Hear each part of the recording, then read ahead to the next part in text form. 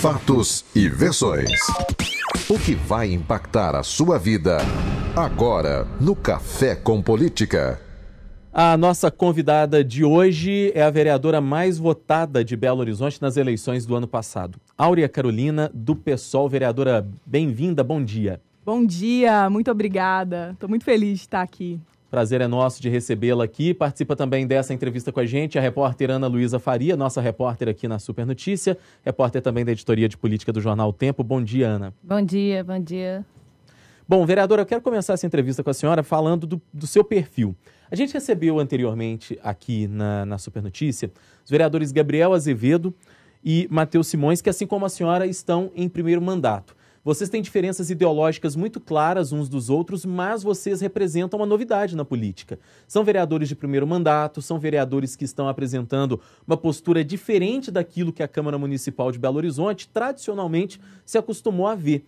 O modo de ação de vocês é diferente. A pergunta é a seguinte: depois de quase 8 meses no Legislativo, a senhora se sente uma estranha no ninho, num lugar onde as práticas são muito diferentes daquilo que a senhora está começando a fazer na Câmara? Somos sim, nós somos estranhas lá porque aquele espaço não é feito para nós. Eu e a vereadora Cida Falabella, que também é do PSOL, construímos juntas um mandato popular, periférico, feminista, e todas essas qualidades ainda estão muito distantes da política institucional como a gente conhece. Por isso que eu vejo que há mesmo esse apelo de renovação na sociedade. Depois de tantos escândalos em relação à política, tanta desconfiança, as pessoas querem ver caras novas. Mas, de fato, não basta ter caras novas, né? A gente precisa mudar as práticas da política. E é aí que nós diferenciamos a nossa atuação em relação a outras pessoas que chegaram agora, que representam essa ideia de renovação na Câmara Municipal. De fato, essas diferenças políticas, de concepção, são importantes porque demarcam como é que a gente interpreta a realidade, que cidade que a gente quer mesmo. Áurea, bom dia, primeiramente. Bom dia, Delma. No papel, a Câmara Municipal ela é chamada de Casa do Povo, digamos assim. É uma casa com a participação popular e a senhora se elegeu prometendo fazer um mandato com efetiva participação popular. Tem conseguido fazer isso? Nós temos, Delma, é princípio para nós ter uma participação intensa da cidade na construção do mandato conosco. Nós temos criado espaços de abertura, de construção coletiva. Alguns deles são grupos fortalecedores, temáticos, em que nós convidamos pessoas que têm atuação em determinadas lutas para nos orientarem politicamente, nos subsidiarem e para a gente definir ali como é que nós vamos atuar. Na causa dos ambulantes, por exemplo, um grupo fortalecedor de trabalhadoras na rua tem sido fundamental para nos servir de suporte mesmo. E com essas pessoas nós construímos a incidência a partir das suas reivindicações. São as ambulantes, as camelôs que nos trazem uma maneira de defender esse trabalho em relação à prefeitura, em relação à cidade. Então, esses canais de mandato aberto que nós criamos são uma experimentação de democracia participativa e é tudo que a gente precisa nesse momento, né? O controle social da população sobre as instituições. Não é possível mais que os representantes políticos, que os agentes públicos tomem decisões por sua conta sem conhecer de fato o que as pessoas da sociedade, a população afetada, pensa sobre aqueles temas. A senhora citou agora a questão dos camelôs em Belo Horizonte. Que tipo de julgamento, de avaliação a senhora faz da retirada e do modo que a prefeitura usou para fazer a retirada desses trabalhadores das ruas?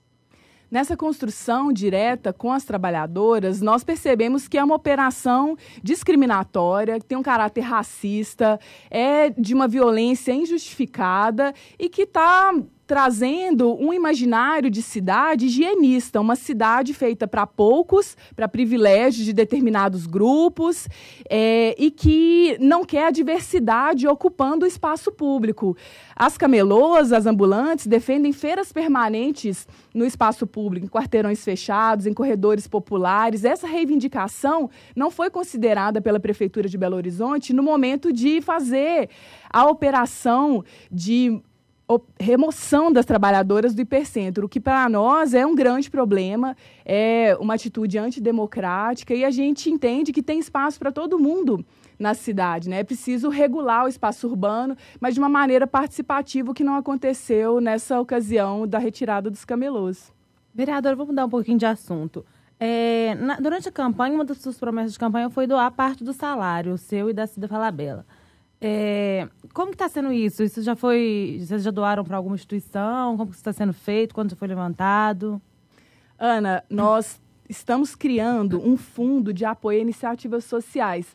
A Cida e eu reservamos metade do nosso salário para essa disponibilização. Uma parte disso vai para o Partido Socialismo e Liberdade, porque é previsto no Estatuto do Partido uma contribuição das parlamentares, e a maior parte a gente dedica para esse fundo que está em fase de criação. A gente tem imaginado critérios para destinar esse recurso. Nós entendemos que deve ser de uma maneira transparente, para fortalecer ações coletivas, e a gente se contrapõe a uma lógica assistencialista, de favorecimento, que muitas vezes acontece na política tradicional, né?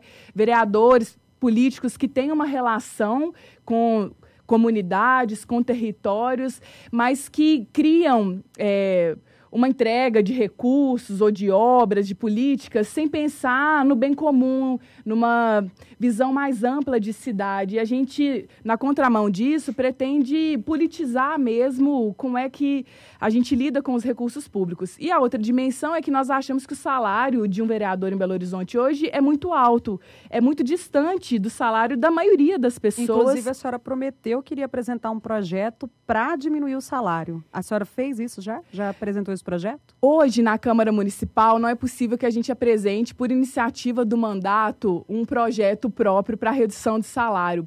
Essa é uma prerrogativa da mesa diretora da Câmara. E nós já conversamos com o vereador Henrique Braga, que é o presidente da casa, e ele, embora seja contrário a essa proposta de redução de salário, não se opôs a que a mesa diretora apresente em algum momento um projeto dessa iniciativa. Vai depender ainda dessa incidência, né? A gente defende isso para que o debate público aconteça na casa, para que a população opine, pressione também. Eu tenho certeza que a maioria das pessoas concorda que o salário de um vereador em Belo Horizonte é muito alto. Então, para além da questão da redução de salário, a gente tem que pensar nos privilégios dessa classe política. Não é justificável mais, ainda mais nessa conjuntura terrível que o país está vivendo, que haja tantos privilégios para essas pessoas que geralmente são homens brancos, que têm uma origem familiar muito favorecida, muitos deles são empresários, e esse não é o perfil da maioria da sociedade brasileira, né? A maioria da sociedade são mulheres, são pessoas negras, são trabalhadoras que vivem com salários muito baixos, muitas estão desempregadas, são camelôs, então é o povão que não se enxerga nessa classe política que muitas vezes atua contra o povão. Vereadora, e a senhora já abriu mão de alguma coisa desses benefícios na Câmara para poder economizar algum tipo de recurso? Um princípio do nosso mandato é o uso econômico dos recursos públicos. A gente tem isso como uma perspectiva de trabalho. Então, por exemplo, a gente teria direito a 2 veículos por gabinete, né? Como a nossa gabinetona é integrada, seriam 4 veículos para o nosso mandato, que é coletivo. Nós decidimos abrir mão de metade dos veículos, então nós utilizamos hoje 2 para ações do mandato, para a minha locomoção e da Cida. Eu acho que essa já é uma maneira de economizar. Mas nós precisamos, sim, do veículo, porque nós circulamos muito pela cidade. Por isso, nós não abrimos mão de todos os veículos. A gente entende que esse mandato popular precisa botar o pé no território, precisa estar em contato com as pessoas. Então, a circulação com o uso dos carros, nesse caso, não é um privilégio, é uma necessidade. E a gente precisa fazer esse debate com franqueza, né? E a sociedade também precisa fiscalizar essa atuação. Nós estamos conversando com a vereadora Áurea Carolina, que é do PSOL, nossa entrevistada de hoje no Café com Política. Vereadora, tem aqui uma pergunta de um dos nossos ouvintes que mandou pelo WhatsApp 988-100-917. você ouvinte, inclusive, pode mandar ainda a sua pergunta, é o Júnior. Ele integra um grupo de transporte e trânsito e ele pergunta para a senhora aqui o seguinte: o que a vereadora acha do bilhete único para integração tarifária entre transporte municipal e transporte metropolitano, que é uma realidade que, infelizmente, a gente ainda não tem na região metropolitana de Belo Horizonte? Me parece que é uma ideia muito positiva, né?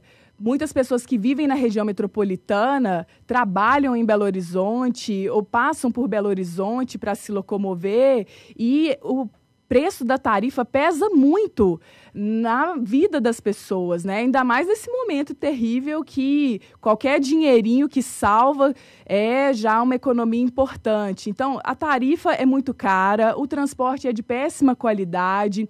Existe um controle não democrático por parte dos empresários que dominam esse setor e é preciso devolver o transporte como um direito da coletividade. Então, a tarifa integrada é um passo nesse sentido. Nós defendemos no nosso mandato a perspectiva da tarifa zero, porque o transporte, sendo um direito social, pode ser, sim, custeado com recursos públicos integralmente.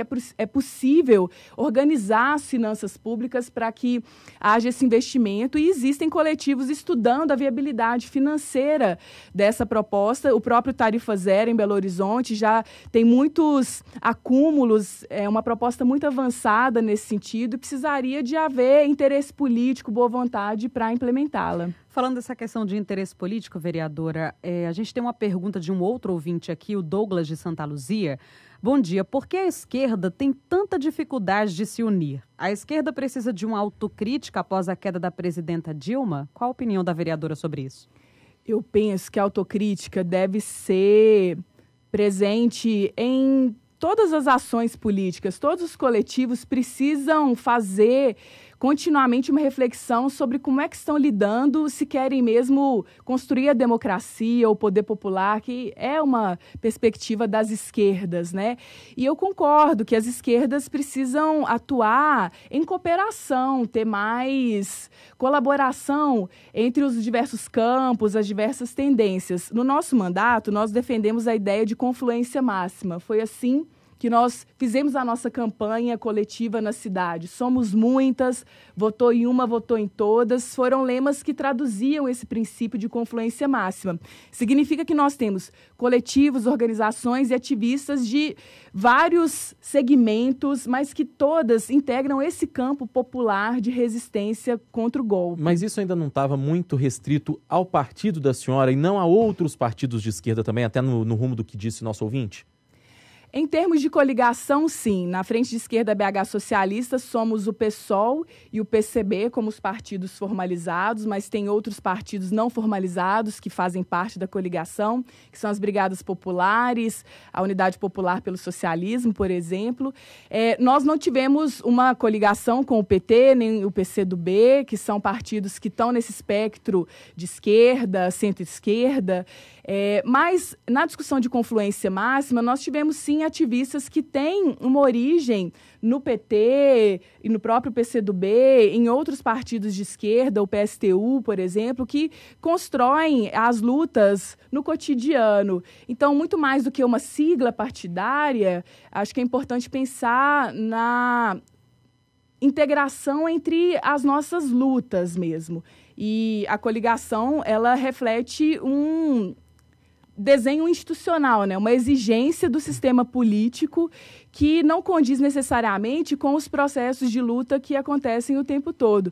Eu acho mesmo que a gente precisa fazer uma discussão séria sobre os partidos internamente reproduzem vícios e controle de uma maneira não democrática, assim, as decisões dos partidos nem sempre são tomadas de forma coletivizada, escutando todas as pessoas afetadas.